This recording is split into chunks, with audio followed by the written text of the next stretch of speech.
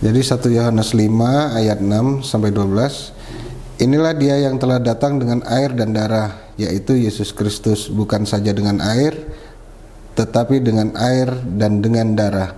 Dan rohlah yang memberi kesaksian, karena roh adalah kebenaran. Sebab ada 3 yang memberi kesaksian di dalam surga, Bapa, Firman, dan Roh Kudus, dan ketiganya adalah satu. Dan ada 3 yang memberi kesaksian di bumi, roh dan air dan darah, dan ketiganya adalah satu. Kita menerima kesaksian manusia, tetapi kesaksian Allah lebih kuat. Sebab demikianlah kesaksian yang diberikan Allah tentang anaknya. Barang siapa percaya kepada anak Allah, ia mempunyai kesaksian itu di dalam dirinya. Barang siapa tidak percaya kepada Allah, ia membuat dia menjadi pendusta, karena ia tidak percaya akan kesaksian yang diberikan Allah tentang anaknya. Dan inilah kesaksian itu, Allah telah mengaruniakan hidup yang kekal kepada kita, dan hidup itu ada di dalam anaknya. Barang siapa memiliki anak, ia memiliki hidup. Barang siapa yang tidak memiliki anak, ia tidak memiliki hidup. Lalu perikopnya ayat yang ke-6. Dengan air dan dengan darah ialah air dan darah yang keluar dari lambung Yesus waktu ditusuk tombak. Lalu barangkali ayat ini juga melawan ajaran sesat bahwa baptisan Yesus di Yordan telah cukup tanpa penderitaannya di kayu salib. Lalu ayat 7-8, di dalam surga, di bumi, bagian ayat ini tidak terdapat dalam naskah-naskah Yunani yang paling tua, dan tidak pula dalam terjemahan-terjemahan kuno, bahkan tidak dalam naskah-naskah paling baik dari Vulgata. Bagian ini kiranya aslinya sebuah catatan di pinggir halaman salah satu naskah terjemahan Latin yang kemudian disisipkan ke dalam naskah-naskah oleh penyalib, dan akhirnya bahkan disisipkan ke dalam beberapa naskah Yunani. Karenanya bagian ini pasti tidak asli. Kalau tidak asli itu apa?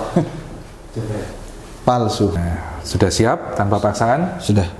Ikuti saya mengucapkan kalimat syahadat, dan sudah bisa kan? Tahu kan? Sudah.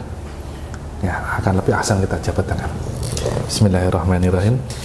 Asyhadu an la ilaha illallah wa asyhadu anna Muhammadan Rasulullah. Barakallahu fikum. Masya Allah.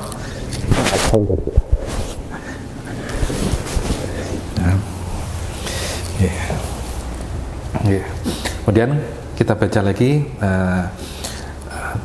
terjemahnya. Saya bersaksi tiada ilah yang hak disembah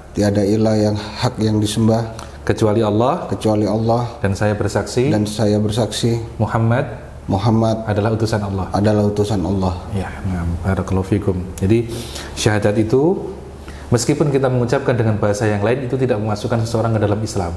Tetapi mengucapkan dalam lafaz Arabnya, maka itu baru memasukkan seseorang ke dalam Islam. Maka seseorang yang meyakini bahwasanya tidak ada Tuhan yang hak disembah kecuali Allah, dan Muhammad adalah utusan Allah, kalau dia meyakini seperti itu dan dia tidak mau mengucapkan dalam ucapan bahasa Arab, maka itu belum sah keislamannya. Semoga apa yang terjadi atas izin Allah pada hari ini menjadi pelajaran dan menjadi ibrah bagi kita semua, bahwasanya hidayah adalah pilihan Allah Subhanahu wa taala, dan adalah sesuatu yang berharga, tidak Allah berikan kecuali kepada orang yang dicintainya, sebagaimana dalam hadis yang dikutip oleh Al-Imam Az-Zahabi dalam kitab beliau, Allah tidak akan memberikan agama ini kecuali kepada orang-orang yang ia cintai, dan Allah akan memberikan dunia kepada siapa saja, baik yang ia cintai maupun ia benci. Allah taala alam bisawab. Wassallallahu ala nabiyina Muhammadin wa ala alihi washabihi wa barik wasallam wa akhiru da'wana alhamdulillahi rabbil alamin.